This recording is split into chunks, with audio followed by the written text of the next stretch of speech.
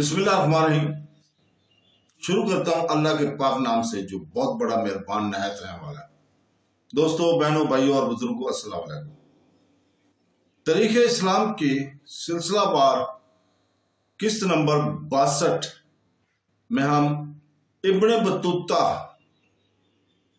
کا سفر نامہ اس کو بیان کر رہے ہیں، جس کا تیسرا حصہ ہے، حصہ 100۔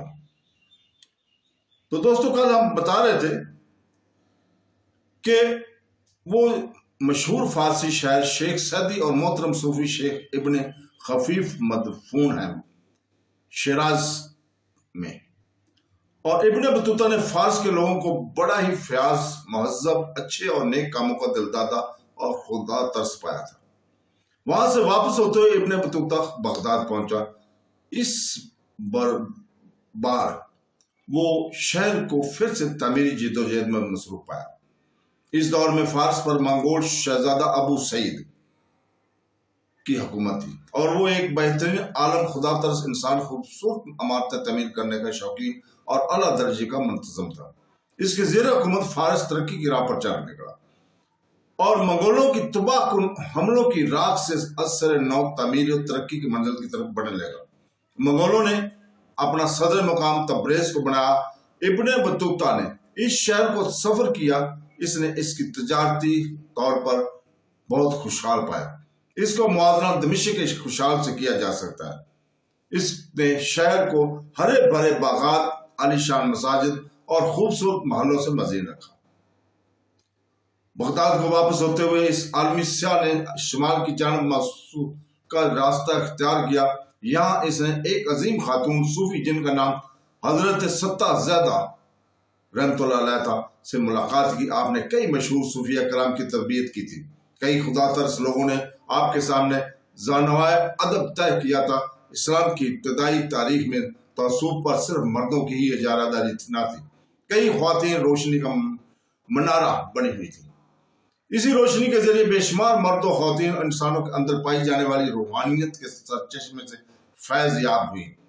حضرت رابعہ العدویہ رحمۃ اللہ علیہ، جن کا انتقال 802 میں ہوا، اسلام کی اولین خواتین صوفیہ کرام میں سے ایک تھی۔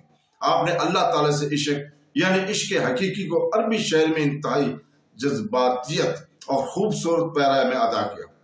وہ تو دوسری بات ہے کہ تاریخ میں آگے چل کے عورتوں کو پس پردہ دھکیل دیا گیا اور اکثر انہیں علم سیکھنے اور سکھانے سے باز رکھا گیا۔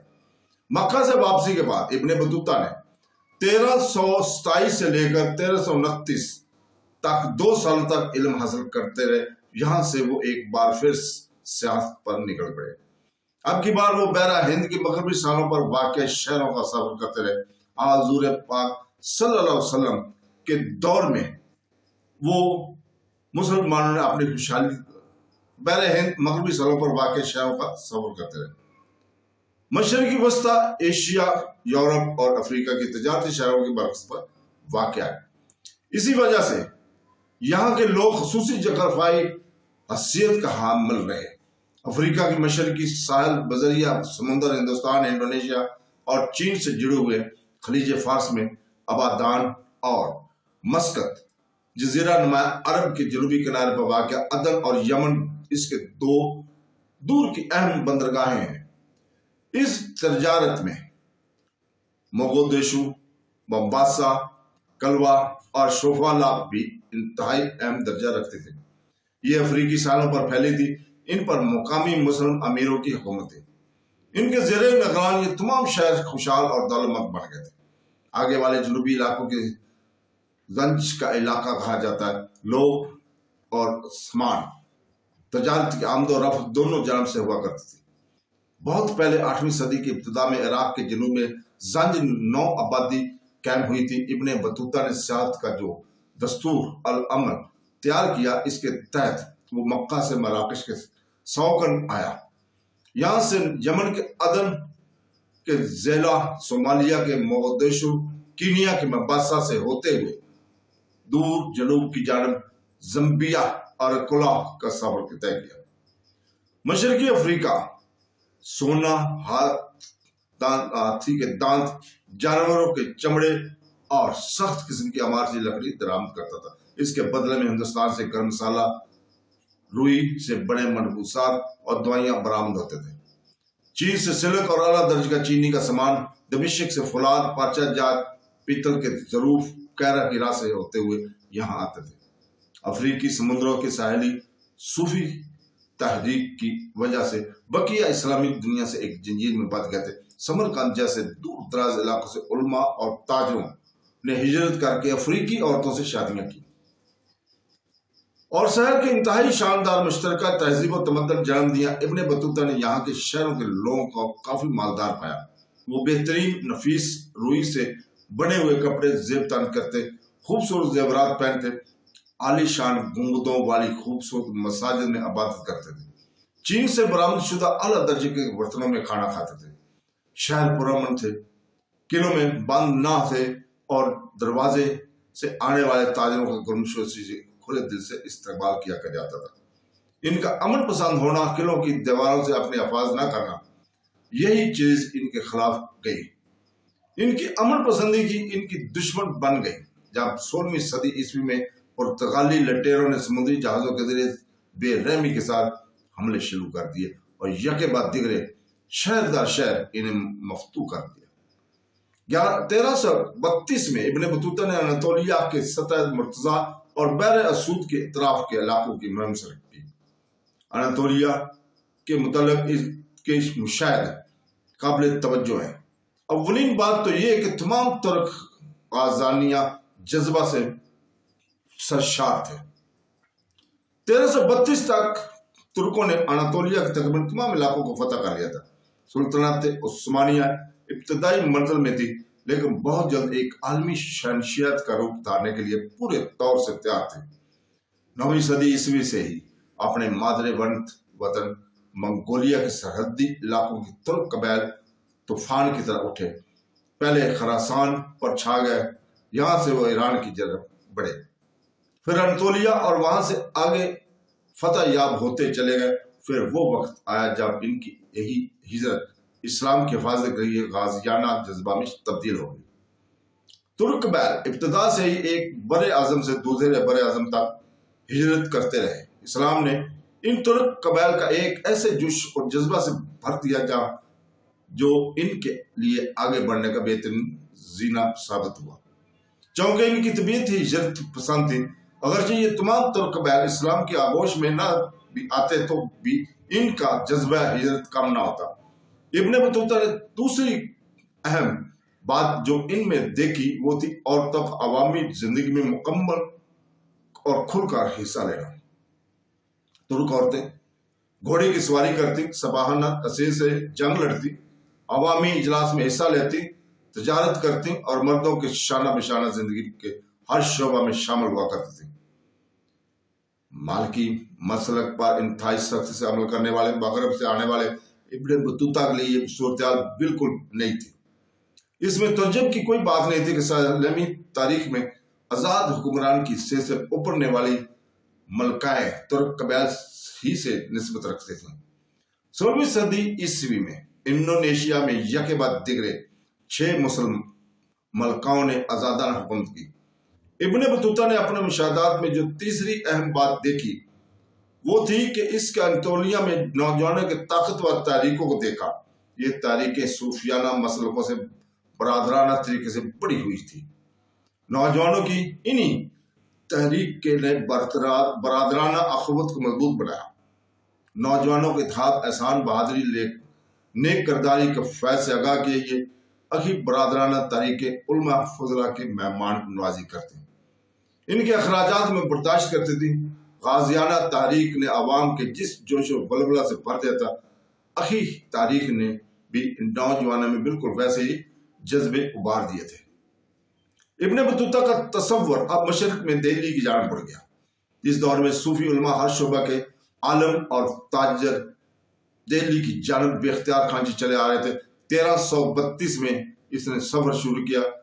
اولاغا قلعہ سے گزرتے ہوئے اس نے مشاہدہ کیا کہ غلاموں کی تجارت اس وقت بھی زوروں پر تھی۔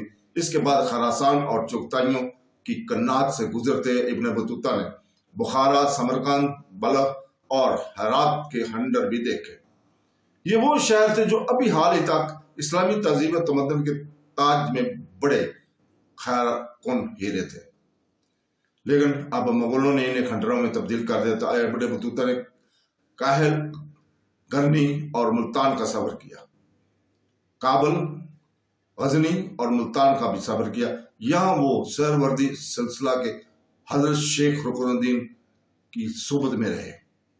1334 میں وہ دہلی آئے۔ دہلی میں اس وقت وہ محمد بن تغلق کی حکومت تھی۔ یہ ذہانت، ادبی ذوق اور من موجی طبیعت کے لیے مشہور تھے۔ انہوں نے ابن بطوطہ کو چیف قاضی مقرر کیا۔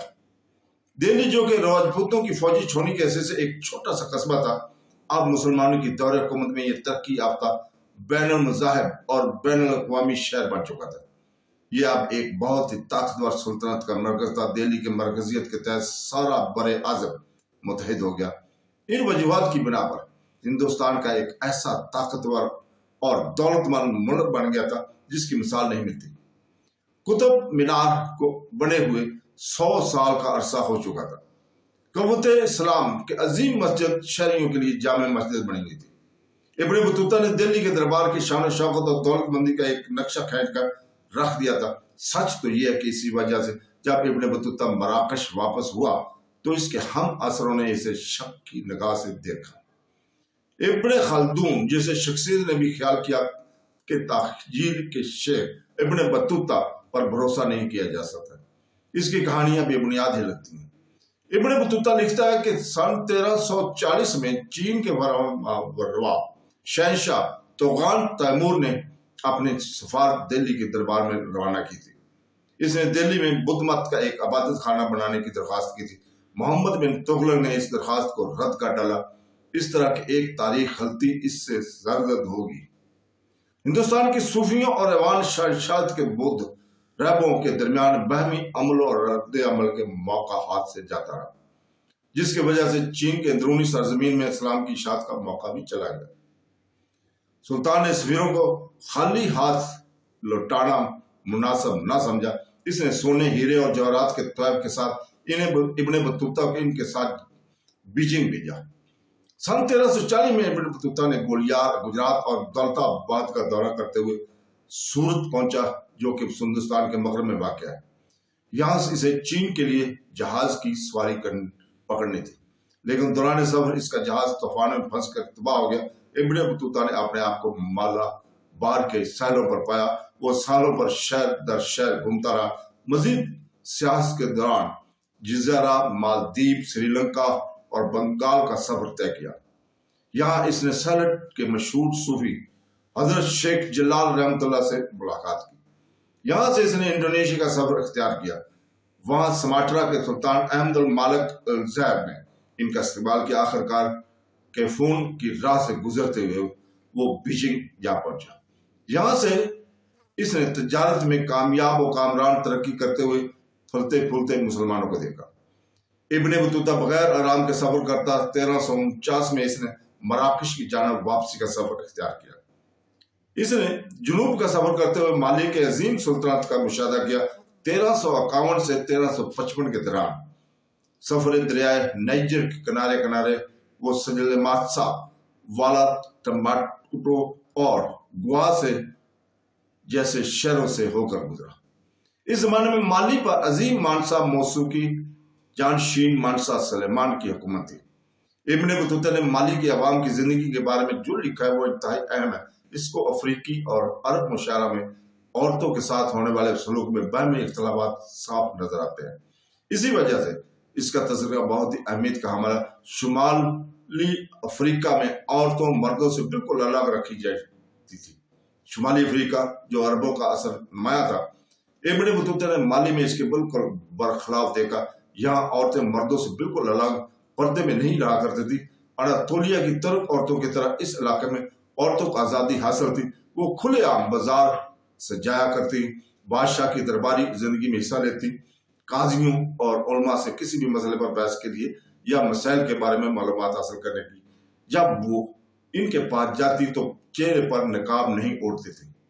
ابن بطوطہ مالکی مسلک کا ایک قاضی تھا، اس لیے اس نے یہاں عورتوں کی आज़ादी को काबिल एतराज जाना।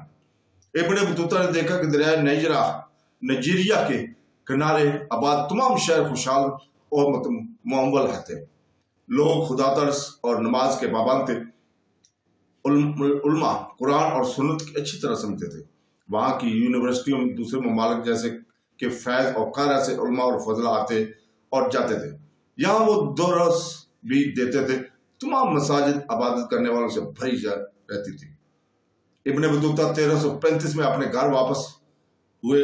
उन्होंने अपनी बकिया जिंदगी मीरानी के बादशाह सुल्तान अबू अन्नान की खिदमत में गुजारी। इसी सुल्तान के हुक्म पर रेला की तब्दील हुई। इब्न जोजिया इब्न बतूता से बजाते खुद इसके सफर के हालात सुनना चाहते थे और इन्हें कलबंद करना चाहते थे। इस तरह रेला लिखी गई। सफरनामा, रेला का मतलब सफरनामा। इब्न बतूता जिस दुनिया को जानता था इसे जल्द ही खत्म होना था। 1346 में पहले की मोहल्क बीमारी ने सबको अपने बखेरे में ले लिया। एक जहरीली काली मकड़ी की तरह वो सारे कुरा अर्ज पर चलती रही। तमाम शहरों की आबादियों को नेस्तो नबूद करते हुए इसने लोगों को यूं डस लिया कि अफ्रीका, एशिया और यूरोप पूरी एक नस्ल तक फिर तरक्की की मंजिल तय न कर सके। यही वो कमजोर अक़वाम थे जिन्हें समरकंद के अमीर तैमूर लंग का सामना भी करना पड़ा था। तो दोस्तों, इसके साथ ही इजाजत चाहते हैं। कल तक के लिए, कल हम आपके सामने दोबारा हाजिर होंगे। अल्लाह हाफ़िज़।